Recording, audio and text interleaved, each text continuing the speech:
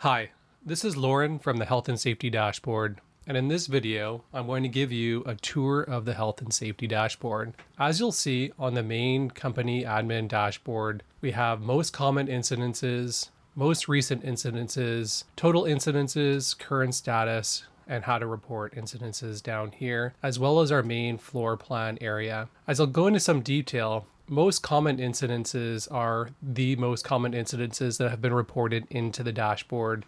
We've got the incident type, we've got the number of incidences that were reported, and then we have the percentage of incident reports. For most recent, we have the incident type, the location, and the date in which it was reported. In the total incident area, we have a comparison this year compared to last year. We've only been running this for a year, and so we don't have a comparison for last year, but after 365 days, it'll start to compare to the previous 365 days. Last month is a comparison between this month to last month. In the last month, there were 106 incidents reported, 30 more than last month, for a total of 253% increase versus the previous month. So this last month isn't the last calendar month, but rather the last 31 days. The dashboard is constantly comparing the last 31 days compared to the previous 31 days to make up this last month metric. Next is our live view. Our live view shows the most recent incident or hazard reported into the dashboard. Next is current status, percentage of regular employees that have reported into the dashboard, or the percentage of employees impacted by incidences. This is meant to be a real snapshot as to what the risk of injury is in a particular workplace. Now here we see 100 out of 300 regular employees have reported, or 33%.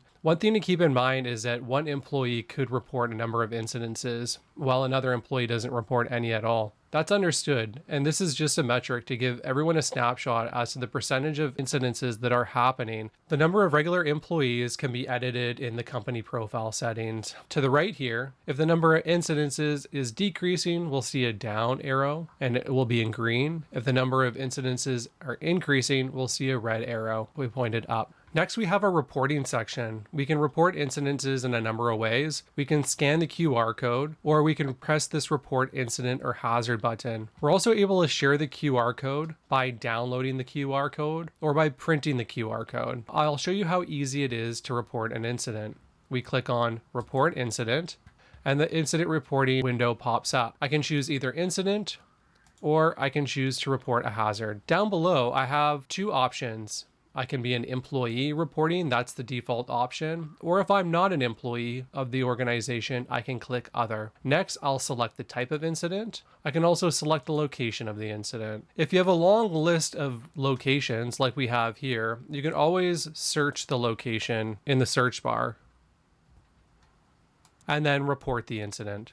Now, one of the most exciting features of this dashboard is its floor plan display and a legend. The legend has all incidences or hazards that have been reported. We're able to scroll down and view each of the floor plans that have been added to this dashboard. If I want a particular area to be fixed and to not move, I'll simply click Fixed. That's nice when you want to keep something in a particular area without scrolling. For now though, I'll unfix it, and so I can view the other floor plans here as well. Next, we'll view Edit Floor Plans. From here, we're able to see each one of our floor plans. We're also able to see which numbers have been added to the floor plan and which numbers have been tagged with which names. We can change images. We can also delete the floor plan.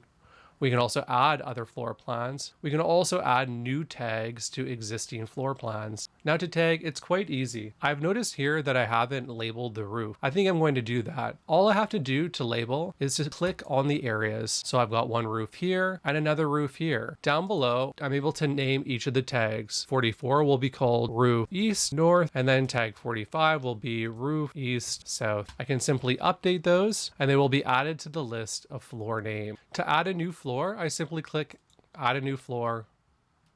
I can upload a floor plan, I can add the floor plan name, and then start tagging from here. For now, I'll cancel. In the main company admin dashboard, you're able to toggle between incident and hazards. In this view, we're able to see the incidents. And simply by clicking hazard, we're able to see the hazards. This toggle only affects the top portion. The toggle only affects the most common, the most recent, and the totals. So if I were to go incident, we're able to see the most recent incident, the most common incident, and the total, a comparison from this to last year. If we go to hazard, we're able to see the most common, the most recent hazard, and the total hazard. You'll notice that the floor plans all maintain consistency across the incident and the hazard view, as the floor plan shows both hazards and incidences. The live view shows hazard and incidences. However, the current status only registers incidences. The current status does not register hazards. Let's move on to report history. Within report history, we have a listing of each incident and each hazard that's been reported in the dashboard. We can see the incident type, the location, the reporting IP address, whether it was reported by an employee or someone else, the reporting date, the reporting status, and the action, whether or not it's been resolved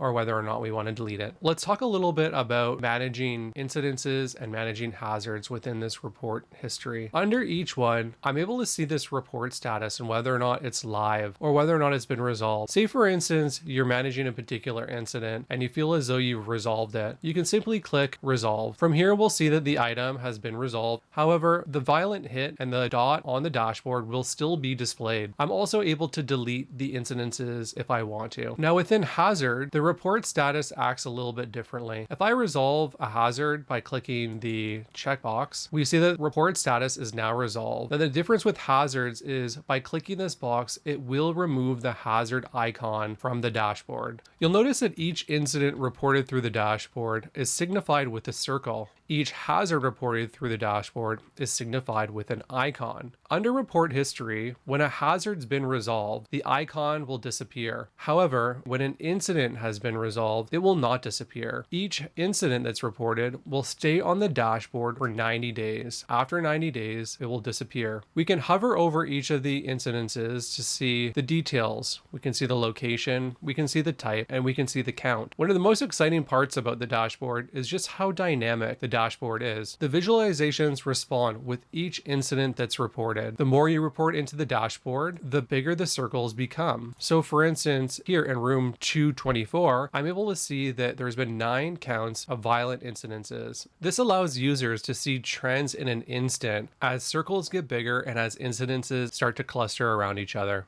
Next, let's talk about report types. Under report types, we're able to add, edit, and delete incident and hazard types. In the first view, we see each of the incident types that we have here. You'll notice that incident types are color-coded. I'm able to add new incidences by selecting Add New Type. From here, we're able to title it and then assign it a particular color. These are the colors that I've already selected. If I ever want to select a new color, I'm able to see the color palette here. I'm able to save the color, and then I'm able to scroll down and select the color. Once I title it, click Save, and the new incident type will appear. Incident types are easy to edit and delete. Hazard types respond similarly.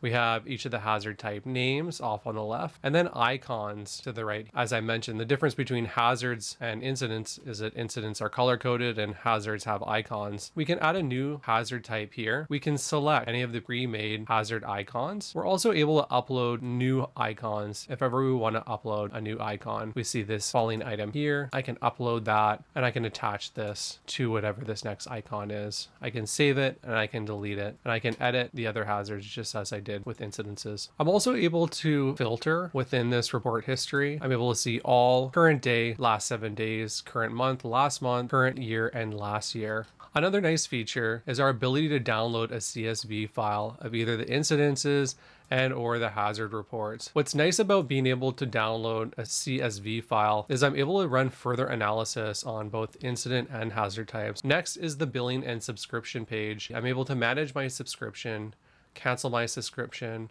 and remove my card or edit my card.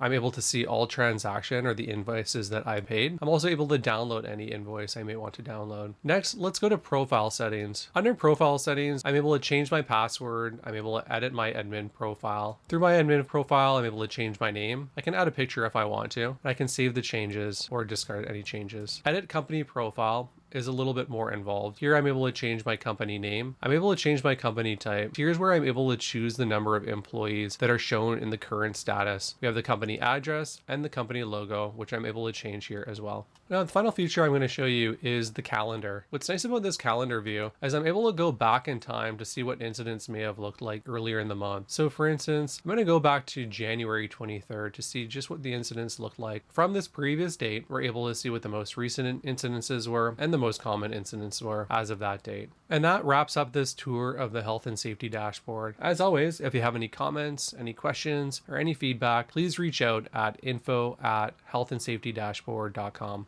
Thanks for watching.